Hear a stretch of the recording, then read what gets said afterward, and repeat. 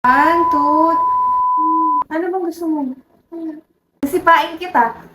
Bakit ka na naman napipikuan? Hindi ako namimikon. Go! Ano? Pag nakita niya galit ako, mas magagalit siya. This is my daughter, Kai, and this is my mother. Yukari. Hi! So today we will be discussing about childhood trauma. Disclaimer, this is about our experience and our opinion. Iba-iba tayo ng perspective sa buhay. So, wala namang tama or mali.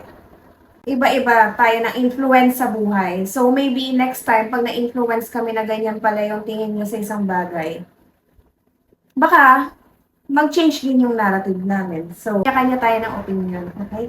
Okay. Okay. Bakit natin pinag-uusapan to is because, as you all guys know, Sky is, how old are you? 11.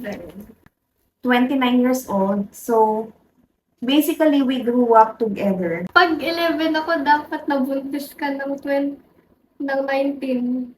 Kaya nga, 18 ako nabuntis, 19 ako nanganak. 1 year? Hindi, magta-13 na ako eh. The math is not mathing. 11 years old na si Sky. So, there is, tinatawag nila, alam mo ba to? Preteen behavior. Alam mo ba yung mga preteen behavior mo? Ano?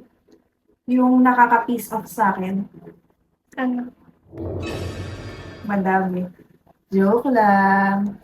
Basta yun, bago mag-teenager, may tinatawag sila na preteen behavior. So ngayon pa lang, i-discuss na natin about yung mga trauma. Magagamot natin siya.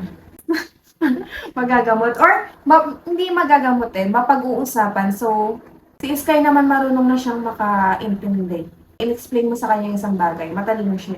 Also, disclaimer, iba-iba yung mga bata. So, why pag tinatanong ako na, ano yung lagi sa akin sinasabi? Ang bait ka. Oo. Laging sinasabi na ang bait ni Sky, magalang, masayahin. Yun, laging positive.